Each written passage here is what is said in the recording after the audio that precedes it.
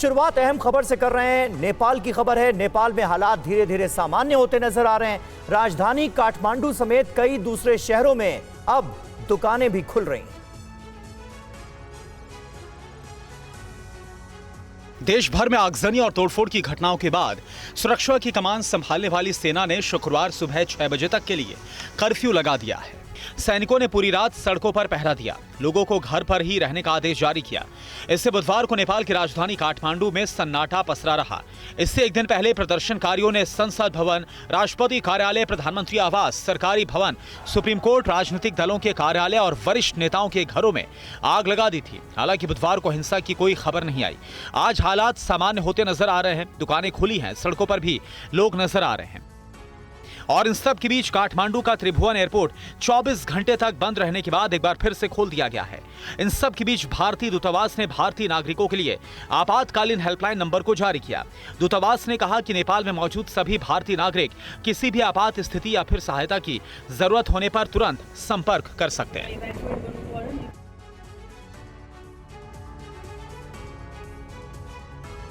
और नेपाल में केपी शर्मा ओली के इस्तीफे के बाद अंतरिम सरकार के गठन की कवायद तेज हो गई है, लेकिन इन सब के बीच कई बड़ी चुनौतियां भी हैं। रिपोर्ट देखिए। नेपाल में जेंजी आंदोलन ने केपी शर्मा ओली की सत्ता को उखाड़ फेंका। हालात अब भी तनावपूर्ण हैं, लोग दहशत में हैं और इन सब के बीच नेपाल का भविष्य किसके हाथ में होगा, इस पर चर्चा तेज हो गई है। प्रदर्शनकारियों ने अंतरिम सरकार के नेतृत्व के लिए एक वर्चुअल बैठक की और इसमें 5000 से ज्यादा लोग शामिल हुए। इस बैठक में नेपाल के पूर्व मुख्य न्यायाधीश सुशीला कार्की के नाम पर सहमति बनी।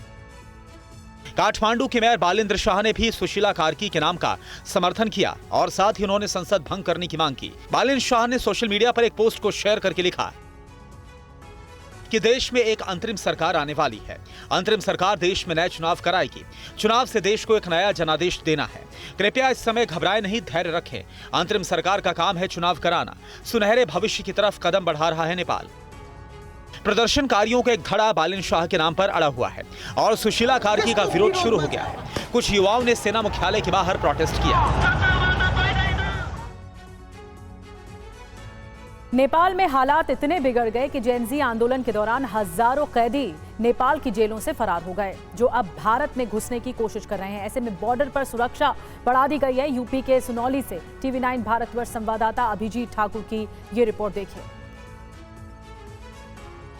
भारत नेपाल सीमा पर इस वक्त हम मौजूद हैं सोनौली बॉर्डर पर और यहाँ पर नेपाल की तरफ से भारत में जाने वाले लोगों के लिए भी अब सघन चेकिंग जो है वो शुरू कर दी गई है। जितने भी लोग आते हैं उनके तमाम डॉक्यूमेंट्स चेक करने के बाद ही उनको भारत में एंट्री दी जा रही है और विशेष सतर्कता जो है वो सुरक्षाकर्मी यहाँ पर बरत रहे हैं, क्योंकि कई जेलों से नेपाल के सैकड़ों की संख्या में कैदी जो हैं उनके भागने की खबरें आई। उसके बाद सुरक्षा एजेंसियां लगातार अलर्ट पर हैं कि किसी भी तरीके से बॉर्डर ना क्रॉस करने पाएँ। कल यहाँ पर 4 कैदी इस तरीके से पकड़े गए थे और अलग अलग बॉर्डर से भी इस तरह की खबरें आ रही थी कि जेल से भागे हुए कैदी पकड़े गए थे। उसके बाद आप देख सकते हैं कि एक नॉर्मल चेकिंग की प्रक्रिया तो होती ही है, लेकिन उसके बाद विशेष सतर्कता जो है वो बरती जा रही है। और ये तस्वीरें आप देख सकते हैं कि नेपाल से आने वाले लोग हैं जो कि भारत की तरफ जा रहे हैं और यहाँ पर उनके तमाम जो डॉक्यूमेंट्स हैं उसको चेक करने के बाद ही आगे एंट्री संभव हो पा रही है। और ऐसे जो बस सेवा है वो चूँकि अभी भी चालू है, बस से लोग यहाँ पर आ रहे हैं तो पब्लिक ट्रांसपोर्ट का इस्तेमाल करते हुए लोग यहाँ तक पहुँच रहे हैं।